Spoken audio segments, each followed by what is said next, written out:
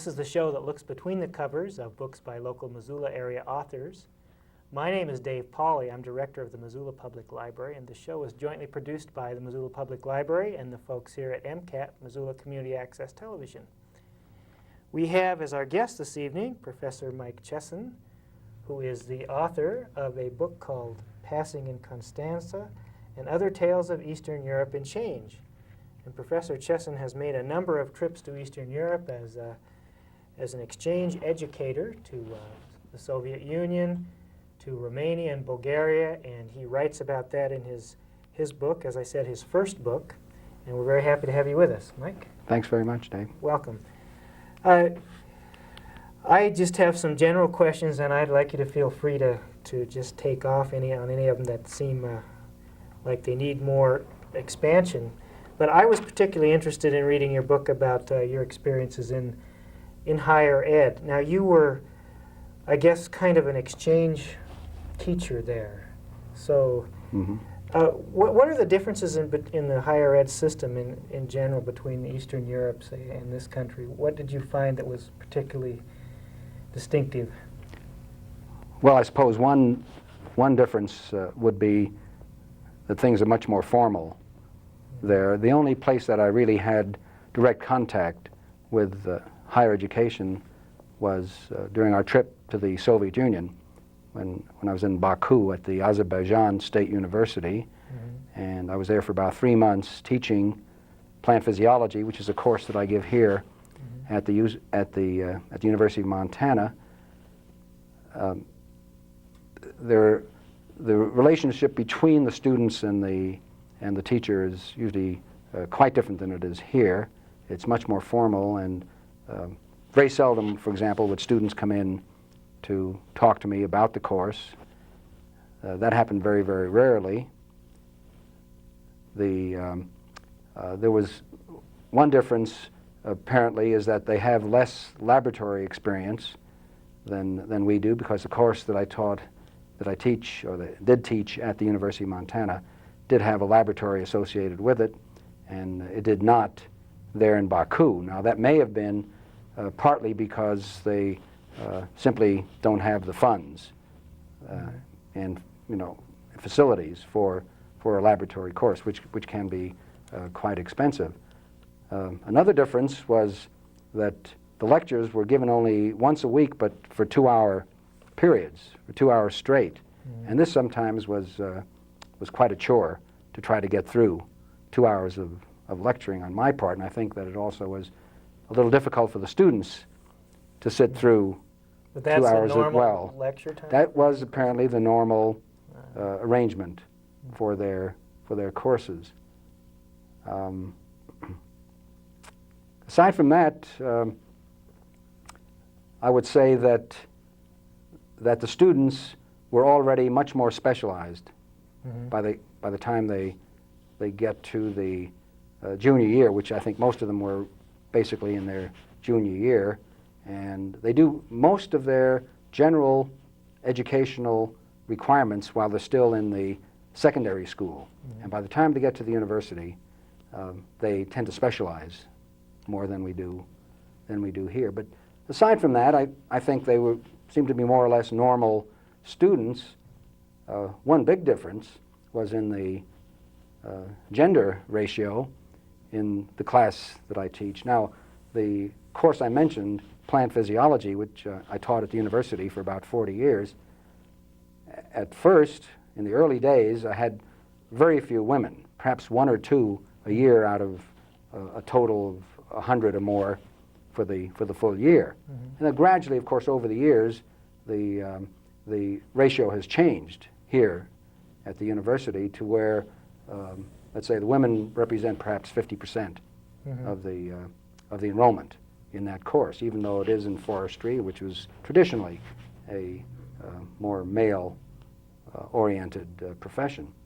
However, there at Baku, the percentage was even more to in the direction of women to men, because I think out of a class of about 80, possibly 5 were men, and the rest, the other 75, were women. Now, you talked about that in the book. And what's the reason for that sort of difference, do you think?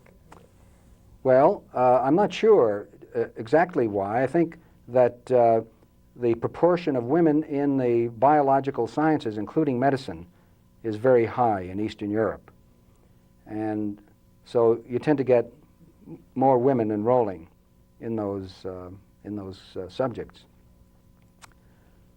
This, despite the fact that most of the senior professors were male, the junior faculty was mostly female. So there seemed to be a certain level that they could attain, that the women could attain when they entered a profession like that. But the large majority of the people involved were women.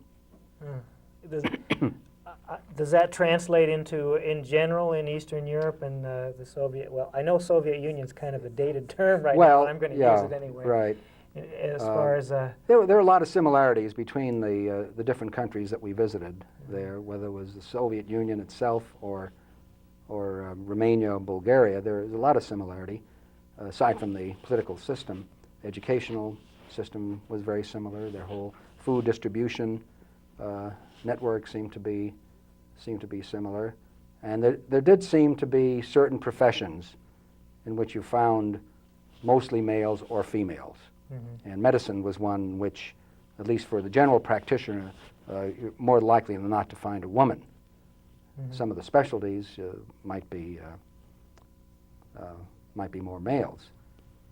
A field like engineering, geology, which I guess traditionally are more male-dominated even in this country, were almost exclusively male.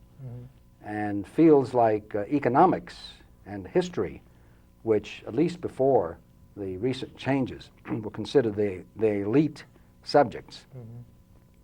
Again, mostly the males. Where you had the elite fields, which were more highly paid, they tend to be dominated by males as well. And you talked about in the book some of the women that you met, you and your wife met in the Soviet Union, in Bulgaria, and in Romania, as being almost, in some sense, what we think of as a superwoman. They were trying to pursue a professional career, have a family, and I guess is that a common challenge the women there? Well, I think that was quite characteristic. The women really had a whole new life open to them after the Russian Revolution, and then when some of the other satellite countries adopted the communist system, the same sorts of things applied there as well. But fields that traditionally had been closed to women in most of those countries, like Russia in Tsarist times, suddenly they became available for women. And I guess that aside from that, there was a question of earning enough to make a living. And so the combination of that, I think, led to women joining the workforce almost to the same extent as men. But what did resist change was the traditional woman's role, especially at home. And although men did quite a bit of the shopping, you saw a lot of that. But I suspect that the women still were considered the main raiser of the children, and also the cooking, I think, was usually the chore that the wife was involved in. So generally speaking, I think the women had much more of a challenge.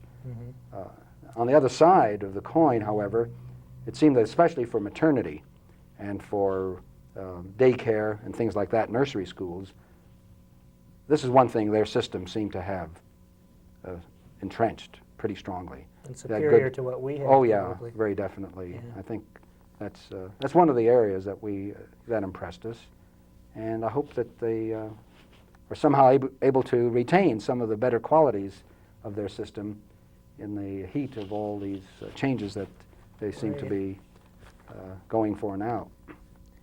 Well, in fact, since you brought that up, you were in Azerbaijan and Baku and Russia, and really when we speak now of those places, we're talking about independent countries in effect. And How different are the different republics? And we used to just think of the Soviet Union as this monolithic bloc, but obviously that's not true. And at the time you were there, they were still united, but obviously there are a lot of ethnic and cultural differences. How different, say, is Azerbaijan from Russia? Yeah. Okay, those are really the only two republics that we had any experience in were the Russian Republic and Azerbaijan. The most obvious difference to us, and this may be more a question of the differences between the two cities, Baku and Moscow, rather than to the republics in general. But in Baku, where we spent most of our time when we were there, we spent 3 out of the 4 months while we were in the Soviet Union in Baku. And although many people that we met seemed to be very anxious to have us in their homes, after the first meeting with them, when they would invite us to come, they very soon, perhaps the next day, would come and tell us that they're sorry, they can't have us. So for the 3 months that we were in Baku, we did not get into a single home. So there was quite a feeling of isolation for that reason. We were in a hotel, and very few of their major recreational facilities were open or available or in repair. And in a way, I consider it almost a kind of house arrest, you know, not deliberately on the part of anybody, but just the kind of isolation was extreme. But as soon as we got to Moscow, practically, this changed. And we did get into several homes in the relatively short time that we were in Moscow. So again, I say I don't know whether that was typical, and it was sort of unexpected. I expected it might be just the reverse. But Azerbaijan, in many ways, still had the quality of a Byzantine situation. They, first of all, they're largely a Turkic-speaking people. They're of Turkish origin mainly. Right. And they just seem to be more concerned with questions of security, with punishment, and with following the straight and narrow. So we felt there was quite a difference that way. In fact, your lectures there in Baku were translated. You have some familiarity with Russian, but not with the language of Azerbaijan. And Yeah, they were translated into a language you had no idea what they were saying when you were lecturing. That's right. Azeri, as they call it, is basically a Turkish language. And I was surprised that they did give most of their courses in that language. And you see, this is one of the things that kind of made this whole all these revolutionary changes came as quite a shock to me too, because I thought it was quite civilized for the Soviet Union to permit the republics to give the courses in the native language. I didn't think that was particularly repressive, so I thought they would appreciate that. Our translator, who was of Azeri origin, used to express very great gratitude for what the Russians did for them, in the sense that they modernized their nation. And for example, right across the border from Azerbaijan is Iran, and the contrast between the two, let's say in terms of modernization, in many respects, is quite stark. And he was very grateful for the Russians to have brought Western culture, and he mentioned Shakespeare particularly, as one of the reasons that he appreciated what he did. And of course, at the university itself, there was quite a mix of professors there in terms of national origins. There were maybe 50% were local Azeri, but there are a lot of Russians, there are a lot of Central Asians. Armenians were particularly well represented in the faculty, and I think in the student body as well. There are a lot of Armenians living in Baku, and so we were really quite shocked when we heard later, after we left. We were there in '83, and of course in '86 or '87, or maybe even a little later, '88, there were these ethnic clashes between Azeris and Armenians, And this came as quite a shock to us. We didn't really... So you didn't sense there was a we didn't- simmering undercurrent there? Not that deep. It certainly wasn't expressed to us. Right. But maybe that's a reflection of just how repressed the Yeah. people were. Mm-hmm. Well, you talked about in the book how sometimes people that you met there were able to come over here and pay you a visit, and I was wondering what educators from Eastern Europe and from Russia thought about our system of higher education here. Did you get a chance to talk with any of them about that? Actually, we haven't had any of our friends from there come over to visit. The closest thing to that was a pair of educators from Tashkent who came to visit my daughter and her family in Seattle as part of a Seattle-Tashkent exchange program. And I think that was an excellent idea to have an exchange program like that. I regret that the similar attempt here in Missoula has not met with much official support by our city fathers. But the major thing I came back from Seattle with after meeting these educators, one was actually a director of an English language school, and his wife was a teacher of English there. And I got the impression that the actual educational process itself wasn't so different, but that the inter-ethnic hostilities were just tremendous in a place like Tashkent. Yeah. And that amazed me. That's the sort of thing they live with and that many of them want to get away from. That's one reason that they'd like to leave the country, because those rivalries and feelings are obviously very intense. Yes. And even yeah. after 60 years of there Right, being a USSR, right, that's just a patina over yes, there? apparently. That's the amazing thing, because, you know, we've seen in this country, you see all these national dance ensembles come over from Georgia or wherever, that is Georgia, USSR, and other Moldavian Republic, and they come over and they seem to be happily dancing and singing. And then when we were there, we also saw groups like this. And that seemed to be a good reflection of their ability to show their national feelings and express themselves. But I guess that was, as you say, a patina. When you were there, during your several visits, basically during the pre-Glasnost, pre-Gorbachev times, how did you? I'm interested to know how you felt as a traveler, as a foreigner. I mean, did you feel at any time that you were under surveillance, or that you had certain problems that you might not have had under now, or what, how did you feel about that?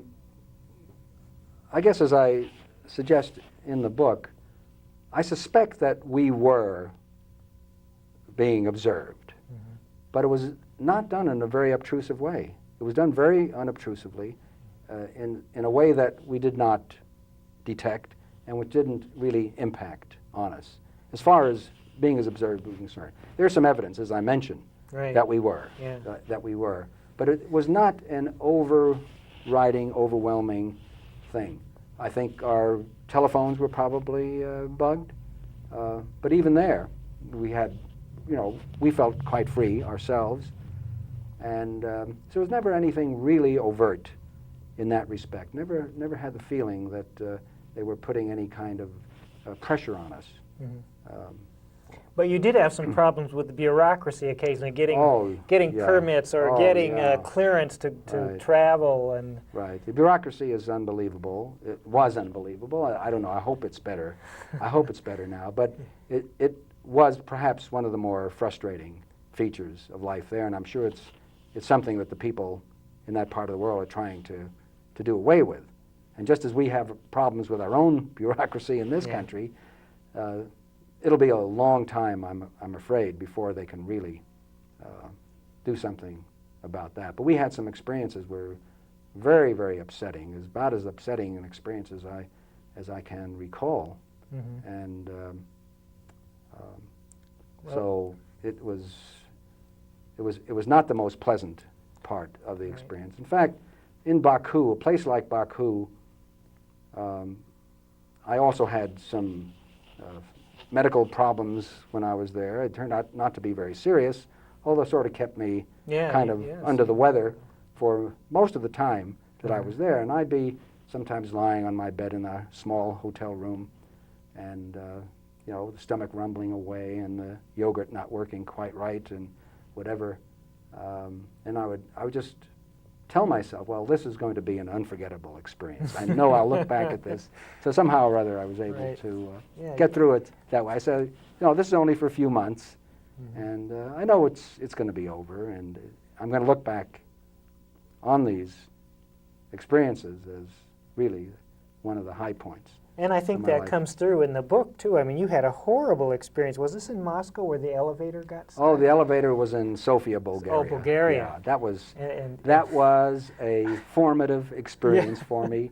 Even though I'm well along in years, I think it's had a permanent impact, I'm afraid. Every time I get into an elevator, I hesitate. Before I do, do I really need to use the elevator? Do I have to? Because that was a really scary experience. This was like the only elevator or the only working elevator in the building? Right, the only working elevator at the time, and although there were three, and